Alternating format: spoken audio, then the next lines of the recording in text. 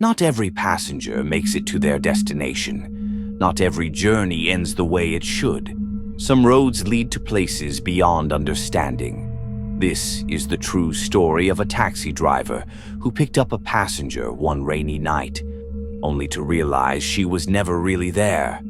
Thunder rumbles, the street is quiet, the taxi's headlights cut through the fog.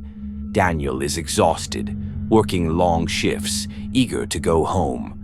Few cars on the road, the city feels unusually quiet. An elderly woman stands under a flickering street lamp, waving for a taxi. Daniel stops his cab and unlocks the door for the passenger. She moves slowly, her face mostly hidden by her hood. She whispers an address in a barely audible voice. The woman sits perfectly still, hands folded, not saying a word. He asks a question, but she doesn't respond. Daniel checks the mirror again, but the woman is gone. Daniel grips the wheel, heart pounding. Where did she go? He stops the car, frantically checking the back seat. The house looks old, slightly worn down, eerily silent. Daniel steps out, hesitating before knocking on the door. An elderly man with a tired expression opens the door. He tells the man about the woman he dropped off. That's impossible. My mother died 10 years ago. He goes inside and comes back with an old picture. It's the exact woman he picked up. She used to take a taxi from the city to this house every night before she died. You're not the first driver this has happened to. He grips the wheel, trying to process what happened. What if she's still out there, trying to get home? The next time you're out late at night and see a lone figure waiting for a ride, ask yourself, are they really there?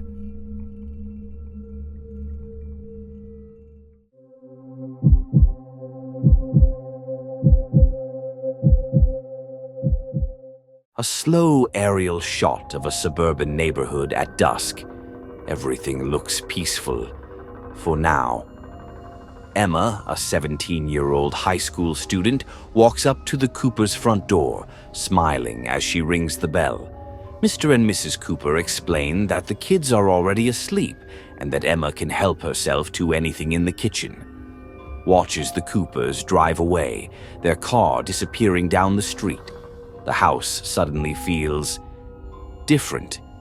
Emma turns the lock on the front door, making sure it's secure. A faint creak echoes through the house. Emma lounges on the couch, scrolling through her phone while a movie plays in the background. The house phone suddenly rings. Emma hesitates before answering.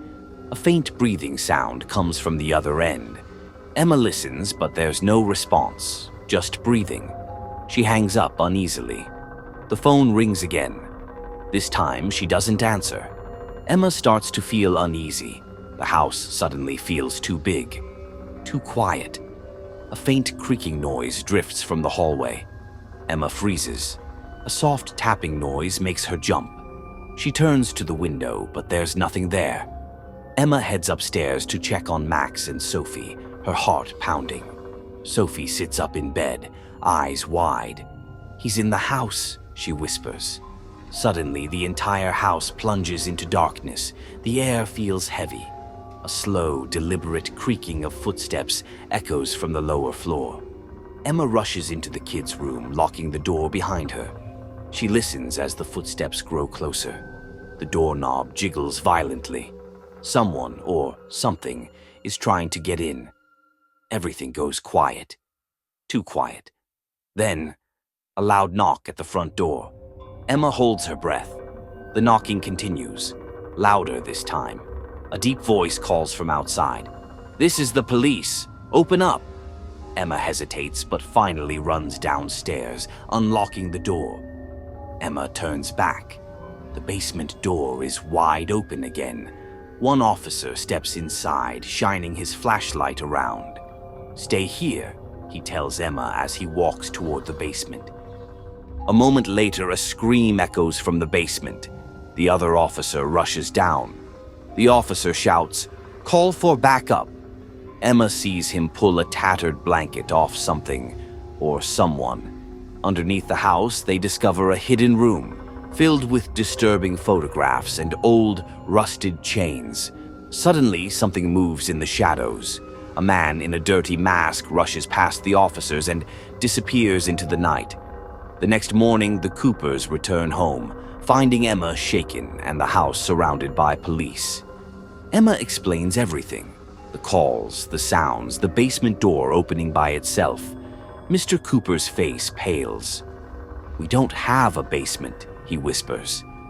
The police reveal that their home was built on top of an old house that burned down years ago, with a family still inside. One officer mentions something chilling. The masked man matches the description of a kidnapper who disappeared years ago. Upon further investigation, police find a trapdoor leading to an underground tunnel beneath the house. The tunnel stretches for miles, leading to another abandoned house on the other side of the neighborhood. Inside the abandoned house, police find old, rotting furniture and children's drawings covering the walls. It becomes clear the intruder had been living beneath the Coopers' home for years, watching from the shadows. One officer sighs. "Emma, if you hadn't been here tonight, that man might have taken one of the kids." The most terrifying discovery? An old journal filled with notes about the Coopers' children, tracking their routines for years. News spreads fast. People in town are horrified to learn that a missing criminal had been living right under their noses.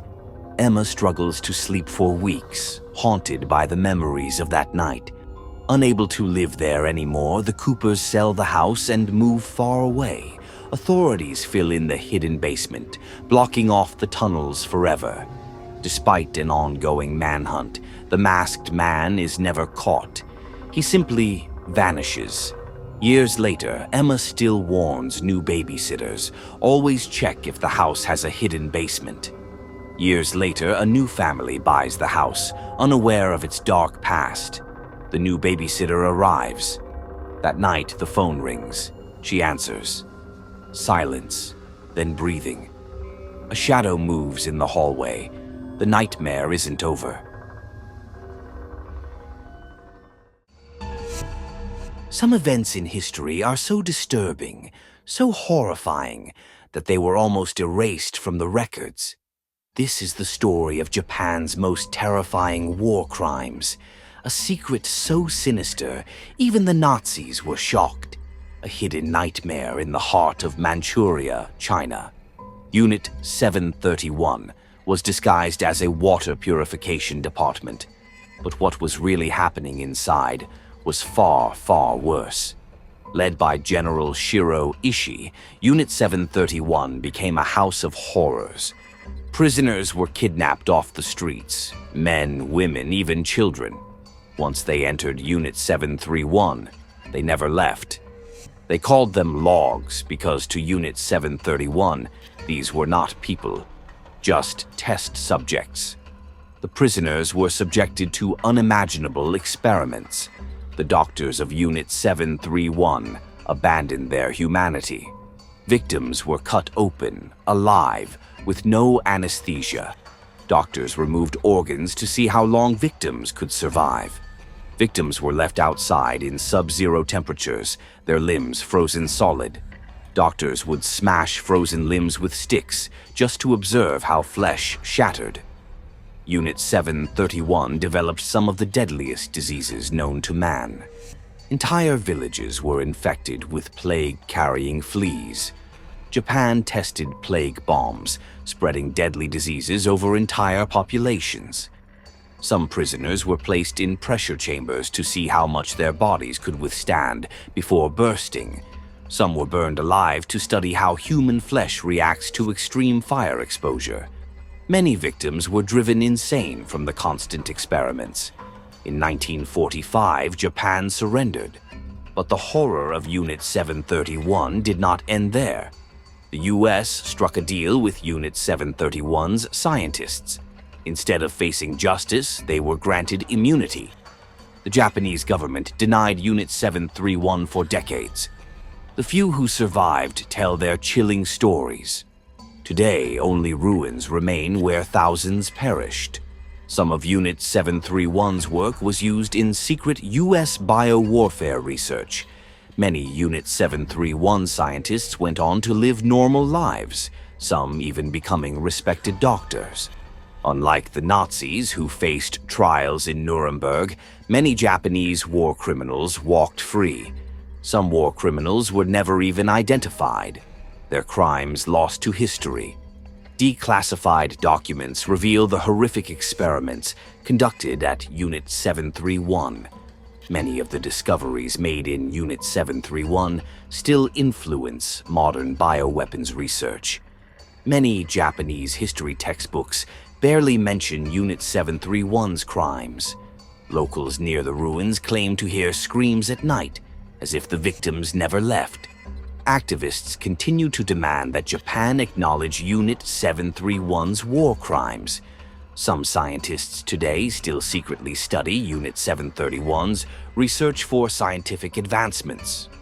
Only a few survivors of Unit 731 are still alive to tell their story. Could something like Unit 731 happen again? Unit 731 is a reminder of what happens when ethics are abandoned in the name of science. Many governments still suppress information about Unit 731's true impact. Unit 731's crimes are among the worst atrocities in human history. The ruins of Unit 731 stand as a silent warning to the world. Is it ethical to use data from unethical experiments for scientific progress? Japan still struggles with how to address its wartime atrocities. Unit 731 remains one of the most horrifying yet least known secrets of World War II. If Japan had won the war, would Unit 731 have become even larger? The crimes of the past always find a way to haunt the present. Remember the victims. Never let history repeat itself. This was Unit 731, the nightmare hidden from history.